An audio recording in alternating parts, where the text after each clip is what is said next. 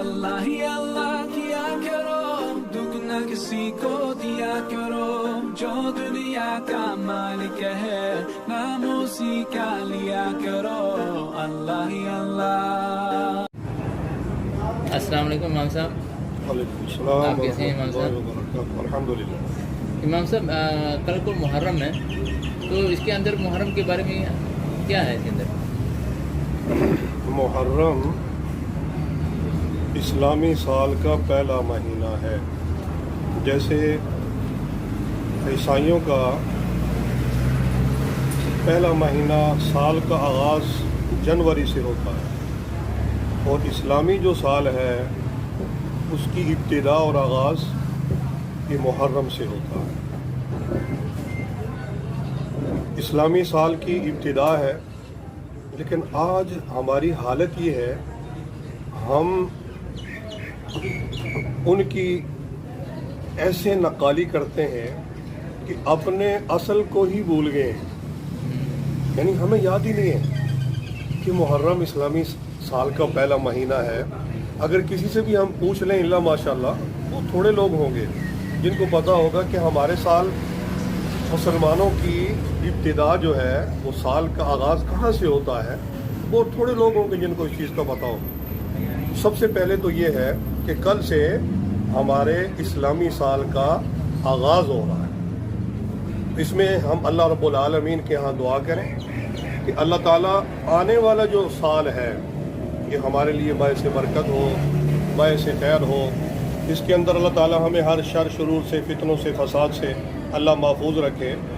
تو یہ 2 رکعت نفل پڑھ لیں، یہ کوئی ضروری نہیں ہے، ویسے 2 رکعت نماز صلاۃ الحاجت پڑھ لیا، نفل پڑھ لیے، اور اللہ رب العالمین کے ہاں آدمی دعا کرے کہ یا اللہ آنے والا جو سال ہے یہ میرے لیے آسانی والا، ترقی والا، دین دنیا کے اعتبار سے اس سال کو ہمارے لیے باعث برکت بنا۔ ایک تو یہ ہے کہ یہ سال کا پہلا مہینہ ہے اسلامی سال، اور دوسرا یہ ہے کہ قرآن مجید میں اشہر الحرم یعنی 4 مہینے جو ہے وہ اشہر الحرم ہیں، جن کے اندر یہ وہ مہینے تھے کہ حضور صلی اللہ علیہ وسلم کی آمد سے پہلے بھی لوگ ان 4 مہینوں کا بڑا احترام کیا کرتے تھے، اس میں لڑائی نہیں کرتے تھے، اور اس طرح کے کوئی جو عام مہینوں کے اندر کام کرتے تھے تو ان 4 مہینوں میں نہیں کرتے تھے۔ وہ کون سے 4 مہینے تھے؟ ایک رمضان سے، شعبان سے پہلے رجب کا مہینہ، رجب المرجب، اور دوسرا لگاتار ذی قعدہ، ذی الحجہ اور محرم۔ یہ 4 مہینے ایسے ہیں کہ ان کو اشہر الحرم کہا گیا ہے۔ قرآن مجید میں بھی ان کا تذکرہ ہے کہ یہ بڑی حرمت والے مہینے ہیں، عظمت والے مہینے ہیں، اور جہاں پر یہ حرمت والے مہینے ہیں تو اسی طرح 4 مہینے فضیلت والے بھی ہیں۔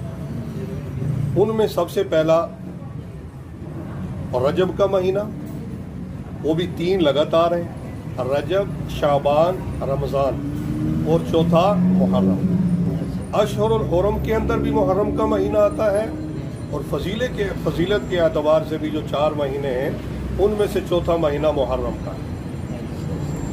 لیکن بعض لوگوں کے ذہن میں یہ بات ہے کہ شاید محرم کو جو فضیلت ملی ہے یا اس کو جو عظمت ملی ہے وہ حضرت حسین رضی اللہ تعالیٰ عنہ کی شہادت کی وجہ سے ملی ہے۔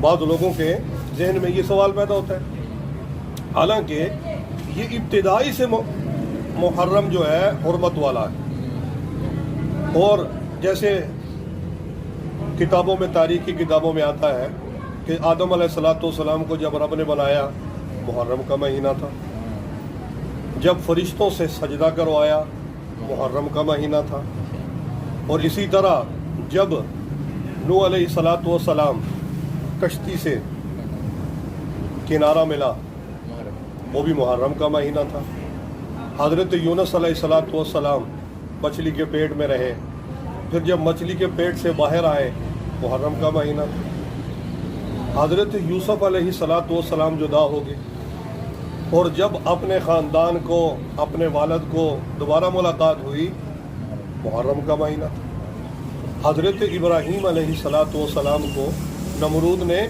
آگ میں ڈالا اور جب حضرت ابراہیم علیہ السلام آگ سے نکلے محرم کا مہینہ، اور 10 محرم آتا ہے کہ 10 محرم کی 10 تاریخ، اور اسی طرح جب قیامت برپا ہوگی وہ محرم کا مہینہ ہوگا۔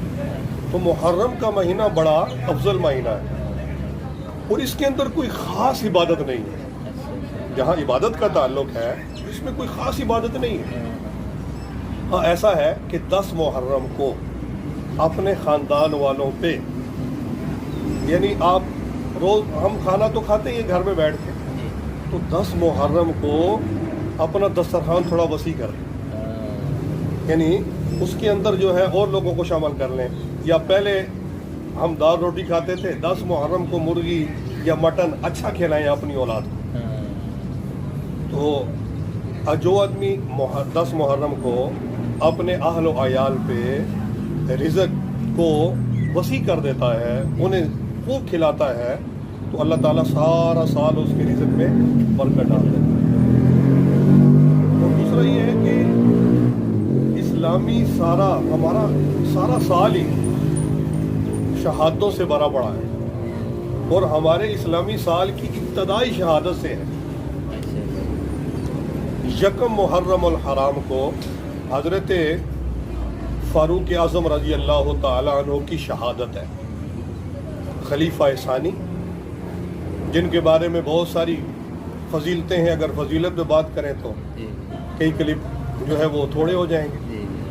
تو یہ حضور صلی اللہ علیہ وسلم کے سسر تھے، حضرت حفصہ ام المؤمنین سیدہ حفصہ رضی اللہ تعالی عنہ حضرت عمر رضی اللہ تعالی عنہ کی بیٹی، اور حضور صلی اللہ علیہ وسلم کی زوجہ ہے۔ تو اس اعتبار سے حضرت عمر رضی اللہ تعالیٰ عنہ حضور صلی اللہ علیہ وسلم کے سسر ہوئے، اور حضرت علی رضی اللہ تعالیٰ عنہ حضرت عمر رضی اللہ تعالیٰ عنہ کے سسر ہیں۔ صحابہ اکرام کی رشتہ داریاں ہیں، اور بالخصوص خلفاء راشدین حضرت ابوبکر صدیق رضی اللہ تعالیٰ عنہ، حضرت فاروق اعظم، اور حضرت عثمان غنی، حضرت علی رضی اللہ تعالیٰ عنہم، ان حضرات کی آپس میں بڑی کلوز رشتہ داری ہیں۔ اب یہاں دیکھیں، حضرت عمر رضی اللہ تعالیٰ عنہ حضور صلی اللہ علیہ وسلم کے سسر ہیں، اور حضرت علی رضی اللہ تعالیٰ عنہ حضرت عمر رضی اللہ تعالیٰ عنہ کے سسر ہیں۔ تو حضرت علی رضی اللہ تعالیٰ عنہ کی بیٹی وہ بھی حضرت سیدہ فاطمہ کے وطن سے، ام کلثوم ان کا نام تھا۔ حضرت سیدہ فاطمہ نے اپنی بیٹی کا نام اپنی بہن کے نام پہ اپنی بیٹی کا نام رکھا تھا، ام کلثوم رضی اللہ تعالی عنہا۔ تو ان سے نکاح ہوا حضرت عمر رضی اللہ تعالی عنہ کا۔ تو اس اعتبار سے حضرت عمر رشتے کے اندر اللہ کے نبی صلی اللہ علیہ وسلم کے سسر ہیں، اور حضرت علی رضی اللہ تعالیٰ عنہ کے داماد ہیں۔ یہ رشتہ داری ہیں۔ اور حضرت عمر رضی اللہ تعالیٰ عنہ کی شہادت بھی یکم محرم کو ہوئی۔ کیسے ہوئی؟ حضرت عمر رضی اللہ تعالیٰ عنہ ان کی خلافت عروج پہ تھی، اور ہر طرف جو ہے فتوحات ہو رہی تھی، اسلام کی جو سرحدات تھی وہ پھیل رہی تھی، اور پوری دنیا کے اندر ان کا ایک دبدبہ اور روب تھا۔ اس وقت ابو لولا ایک نامی ایک مجوسی ایرانی نسل تھا، وہ حضرت مغیرہ بن شعبہ رضی اللہ تعالیٰ عنہ کا غلام تھا۔ ان کے ہاں وہ ان کی خدمت کرتا تھا۔ ایک مرتبہ شکایت لے کے آ گیا حضور حضرت عمر رضی اللہ تعالیٰ عنہ کے پاس کہ مجھ سے وہ کام بہت لیتے ہیں، اور مجھے جو دیتے ہیں، جو مجھے خرچہ دیتے ہیں، جو مجھے پے دیتے ہیں، وہ بڑی تھوڑی ہے۔ تو انہوں نے کہا تو کیا کیا کام جانتا ہے؟ انہوں نے کہا میں یہ کرتا ہوں، میں چکیاں بنا لیتا ہوں، میں یہ کرتا ہوں، وہ کرتا ہوں۔ تو حضرت عمر رضی اللہ تعالیٰ نے ان سے کہا کہ ایک چکی جو ہے نا وہ میرے لیے تو تیار کر، جس سے جیسے چکیاں ہوتی ہیں جہاں پہ گندم کو جو ہے وہ پیسا جاتا ہے، تو انہوں نے کہا میرے لیے بھی تو ایک چکی بنا دے۔ اس نے جواب میں یہ کہا میں ایسی چکی آپ کے لیے بناؤں گا کہ جس کی پوری دنیا کے اندر دھوم مچ جائے گی، تو حضرت عمر رضی اللہ تعالیٰ عنہ صاحب بصیرت تھے، وہ سمجھ گئے اس نے مجھے دھمکی دی ہے، لیکن انہوں نے ایکشن نہیں لیا۔ اور اس عمل سے ہمیں بھی یہ ملتا ہے کہ جب تک کوئی بات ہوئی نہیں ہے تو آپ اس سے پہلے کسی پہ ایکشن کیوں لیتے ہو؟ جی جی جی حضرت عمر سمجھ گئے تھے کہ مجھے اس نے دھمکی دے دی ہے مارنے کی، لیکن ایکشن نہیں لیا کیونکہ عمل تو نہیں کیا تھا۔ جی جی تو جب تک عمل نہ ہو جائے اس وقت تک ایکشن نہیں لیا جاتا، اس کا رد عمل نہیں ہوتا، عمل کے بعد رد عمل ہوتا ہے۔ ہمارے ہاں یہ ہے کہ اپنے ذہن میں ہی ہم بیٹھتے ہیں، سوال بنایا، جواب بنایا، اس کا یوں ہے تو اس نے یوں کیا ہوگا، اس نے یوں کیا ہوگا، اور خود ہی جو ہے نا وہ اس کا سوال جواب بنا کے جو ہے ہم الجھ پڑتے ہیں۔ اس اعتبار سے جو ہے حضرت عمر رضی اللہ تعالیٰ عنہ نے اس نے یکم محرم کو صبح کی نماز میں وہ آیا اور خنجر ساتھ لے کے آیا تھا، زہر میں بجھا کے لایا تھا، اور آ کر جو ہے پہلی صف میں نمازی بن کے شامل ہو گئے۔ اسی لیے کہتے ہیں کہ مسجد میں بھی بسا اوقات لوگ آتے ہیں، وہ کیا ہوتے ہیں، کوئی جوتی غائب ہو جاتی ہے، کبھی کوئی اور چیز غائب ہو جاتی ہے، تو کہتے ہیں کہ نمازی چوری نہیں کرتے بلکہ چور نمازیوں کے بیس میں آتا ہے۔ ہاں، وہ ان کے بیس میں آتا ہے اور آ کر جو ہے اپنا کام کر کے چلا جاتا ہے۔ تو وہ نمازیوں کے بیس میں آیا، حضرت عمر رضی اللہ تعالیٰ عنہ نے صفیں سیدھی کی اور صبح کی نماز شروع کی، اور جیسے ہی سورہ فاتحہ شروع کی ساتھ ہی اس نے حملہ کر کے حضرت عمر رضی اللہ تعالیٰ عنہ کو گرا دیا۔ اب وہ بھاگنے لگا، اور بھاگتے ہوئے صحابہ کرام کو بھی تقریباً 6-7 صحابہ زخمی ہو گئے، لیکن بلا اس نے آخر میں کیا کیا، وہی خنجر اپنے آپ کو خودکشی کر لی مار کر۔ تو حضرت عمر رضی اللہ تعالیٰ عنہ نے فوراً حضرت عبد الرحمن بن عوف رضی اللہ تعالیٰ عنہ کو مصلی پہ کھڑا کیا، تاکہ نماز کہا نہیں، پہلے نماز، میری فکر نہیں کرنی، پہلے نماز پوری ہوئی۔ حضرت عمر رضی اللہ تعالیٰ سب سے پہلا سوال یہ کیا کہ تلاش کریں میرا قاتل کون ہے، کوئی مسلمان تو نہیں ہے۔ جب تلاش کیا گیا حضرت عمر رضی اللہ تعالیٰ عنہ مہاجرین انصار سب میں پوچھتے تھے، تو سب نے جب بتایا کہ نہیں آپ کا قاتل جو ہے کوئی مسلمان نہیں، تو کہا الحمدللہ، اللہ کا شکر ہے۔